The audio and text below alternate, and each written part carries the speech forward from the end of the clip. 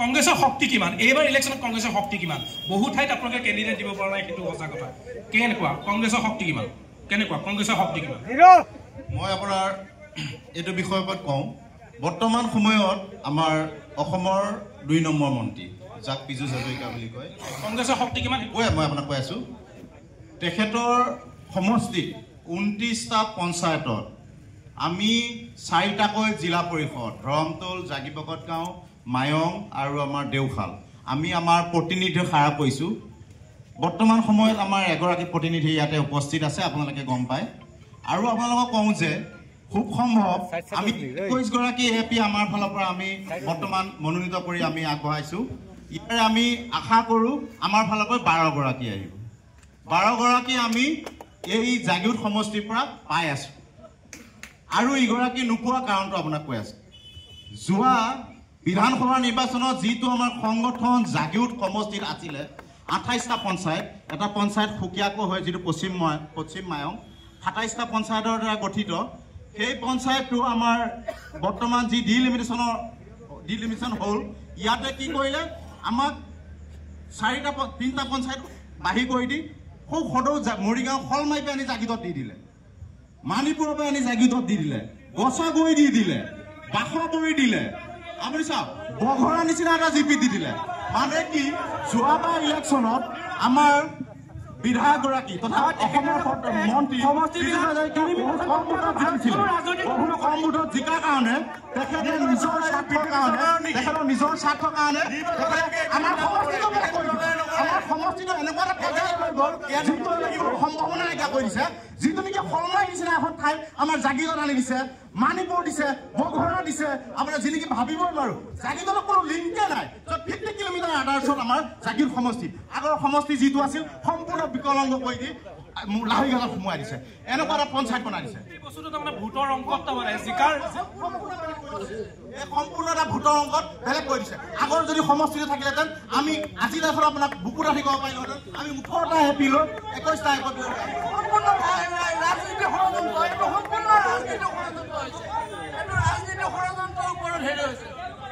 ঠিক আছে আপোনাৰ বক্তব্য বিচাৰিছোঁ সকলো কৈছে যে ইয়াতে আপুনি মন্তব্য দিব বিচৰা নাই মই আৰু মই সাধাৰণ ৰাইজৰ পৰা ল'ব বিচাৰিম মই এজন সাধাৰণ ৰাইজ আছে মই তেওঁৰ পৰা এটা মন্তব্য বিচাৰিম কেনেকুৱা মোৰ নাম শ্ৰী নিৰ্মল দাস মই বুঢ়াবুঢ়ী পঞ্চায়তৰ এজন সদস্য এই অকণমান আগত এজন প্ৰতিনিধি জয়ন্ত কোঁৱৰ এখেতে কৈছিলে কি এই ভিকাৰীক বোলে স্কিম দিয়ে তাৰমানে আমি অসমৰ মানুহে যিমান মানুহে স্কিম পাই আছোঁ চবেই ভিকাৰী নেকি হে এইবিলাক লোকক আহিছ হে এইবিলাক লোকক আহিছ এই কথাটো উঠাই লওক আপুনি অসমৰ ৰাইজক ভিকাৰী বুলি কৈছে আপুনি অধিকাৰ ভিকাৰী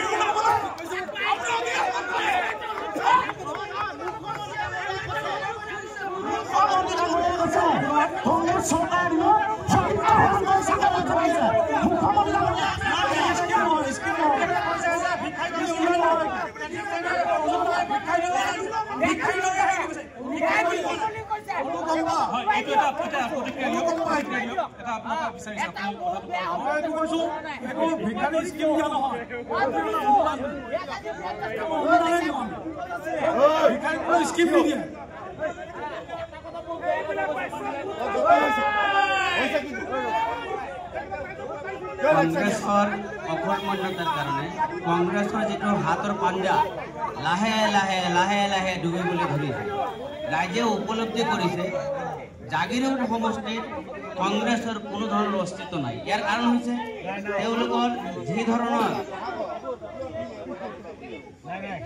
কংগ্ৰেছৰ যি ধৰণৰ এজেণ্ডা লৈ চলিছিল তেওঁলোক সম্পূৰ্ণভাৱে বিফল হৈছে কাৰণ তেওঁলোক এনেকুৱা ধৰণে বিফল হৈছে তেওঁলোক সমাজৰ যিকোনো মানুহৰ ওচৰত যোৱাৰ তেওঁলোকৰ কোনো ধৰণৰ আজি নেতৃত্ব নাইকিয়া হৈ গৈছে মই এইটো উপলব্ধি কৰিছোঁ ৰাইজে আজি সম্পূৰ্ণভাৱে বিজেপিৰ লগত আছে আৰু থাকিব কাৰণ নেতৃত্ব নাইকিয়া বুলি কৈছে কিন্তু তেওঁলোকতো বহি আছে আমি দেখিছোঁ তেওঁলোক নিজে কৈছে আমি কংগ্ৰেছক প্ৰতিনিধিত্ব কৰিছোঁ নাই আমাৰ হিচাপত নাই তেওঁলোক নাই হৈ গৈছে আমাৰ জাগিৰোড সমষ্টিত আমাৰ মন্ত্ৰী মহোদয়ে যি উন্নয়ন কৰিছে যদি আমি কলমেৰে লিখোঁ চিয়াই শেষ হৈ যাব 1 নম্বৰত 2 নম্বৰত আমাৰ জাগিৰোড সমষ্টি মই একেবাৰে পিছপৰা এলেকাৰ মানুহ।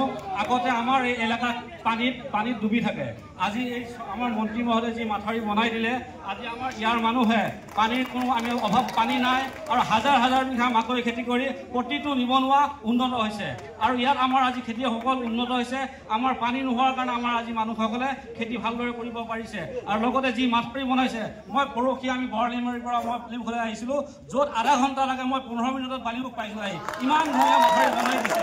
আৰু কথাবিলাক মই ক'বলৈ যাওঁ,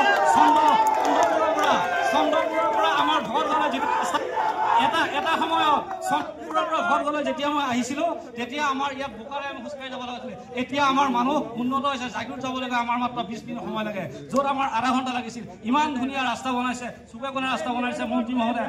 আমাৰ যিসকল মানুহ আমাৰ হেৰি আছে, মেডিকেলত আছে, তেওঁলোকে প্ৰতিটো মানুহে 4,000 টকা পাইছে, মৃতকক 3,000 টকা দিছে। আৰু মন্ত্ৰী মহোদয়ে যথেষ্ট কাম কৰিছে। ইয়াৰ উন্নয়নৰ কথা কৰিলে আমাৰ কাগজ শেষ হৈ যাব, কলম শেষ হৈ যাব।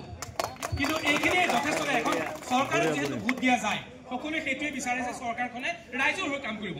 আৰু ৰাইজৰ হৈ কাম কৰাৰ যি মাপকাঠি, সেই মাপকাঠিটো কেনেকুৱা? আজি যদি চাওঁ আধুনিক যুগত, আজি কোৱা গৈছে যে অভাৰব্ৰিজৰ কাম চলিছে, বহুত ফটাফট হৈছে, কিন্তু সমান্তৰালভাৱে এইটোও চাব লাগিব যে প্ৰযুক্তিও কিন্তু পৰিৱৰ্তন হৈছে। প্ৰযুক্তি বা বৈজ্ঞানিক যিবোৰ কৌশল, সেই কৌশলসমূহ যথেষ্ট সলনি হৈছে।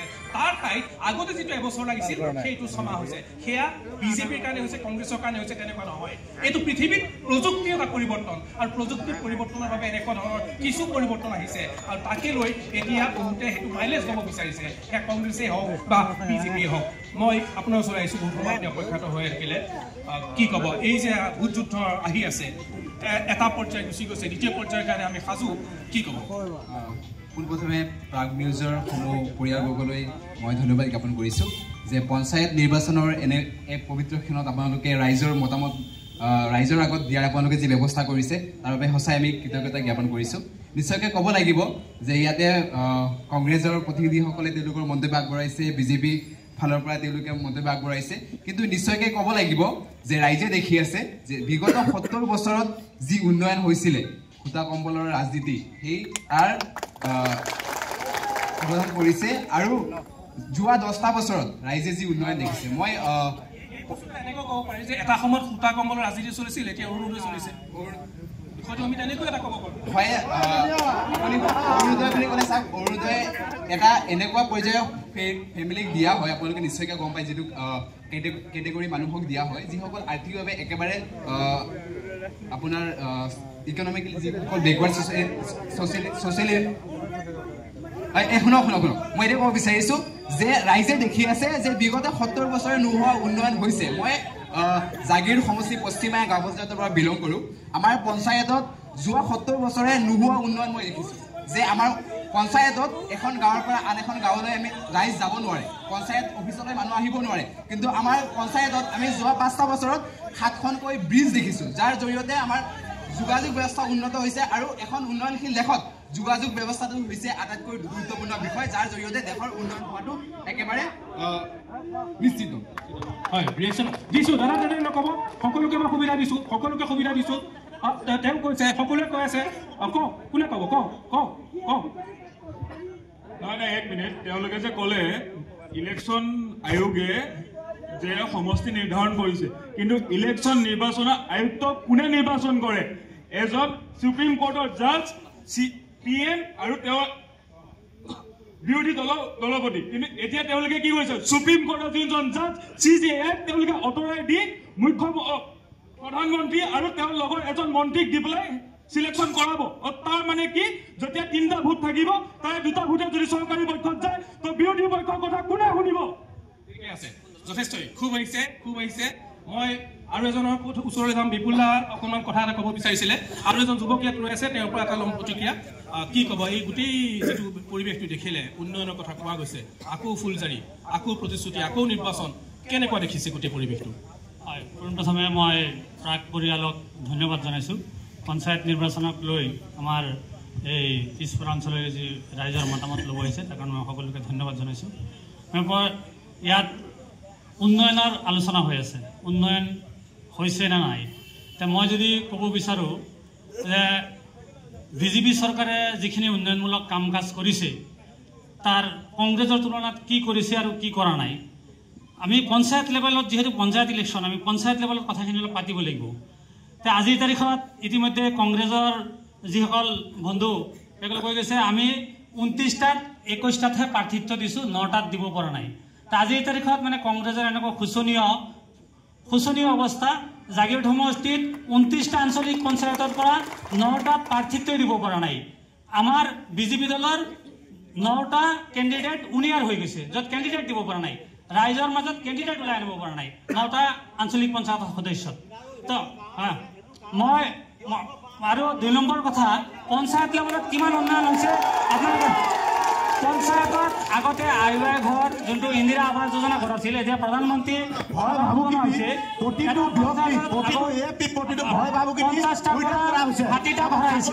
কিন্তু বৰ্তমান এটা পঞ্চায়তত এটা পঞ্চায়ত 2 ঘৰ তিনি আপোনাৰ ঘৰ আহি আছে আৰু উন্নয়নৰ কথা কৈছে ভয় ভাবুকি আমি য'ত থিয় হৈ আছো জাগীৰোড সমষ্টিৰ অন্তৰ্গত আমাৰ 4টা পঞ্চায়ত যোগাযোগৰ আমাৰ ভাৰতৰ স্বাধীনতাৰ পিছত একোৱেই নাছিল সেইখিনিৰ মানুহ আমাৰ যি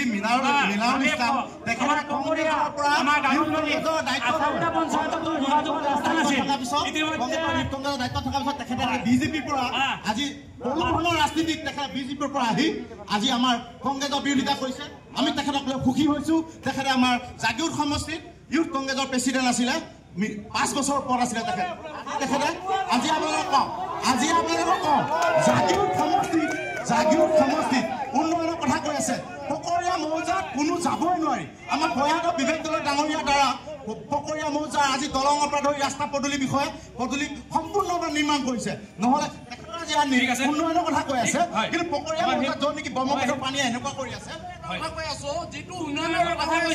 কৃষক ৰাইজৰ যোনটো MSP বঢ়াইছে কংগ্ৰেছৰ দিনত মানুহে ধান বেচিব পৰা নাই 500 টকা ধান যে যোনটো ৰাসায়নিক সাৰ ইউৰিয়া সাৰ মানুহে পলাই ৰাস্তাত দোকানৰ পৰা ৰাস্তাত 100 মিটাৰ পৰ্যন্ত লালি লিচিঙা ভিৰ সাৰ কিনিব পৰা নাই কিন্তু বিজেপিৰ দিনত সাৰৰ দাম 300 টকা হৈছে কংগ্ৰেছৰ ৰাসায়নিক সাৰৰ দাম 300 টকা হৈছে ধানৰ দাম 1000 টকা হৈছে প্ৰশ্ন কৰিব বিচাৰিছো যদি সাধাৰণ ৰাইজৰ উন্নতি হৈছে উন্নয়ন যদি হোৱা নাই কি হৈছে আজিৰ তাৰিখত কংগ্ৰেছৰ কি অৱস্থা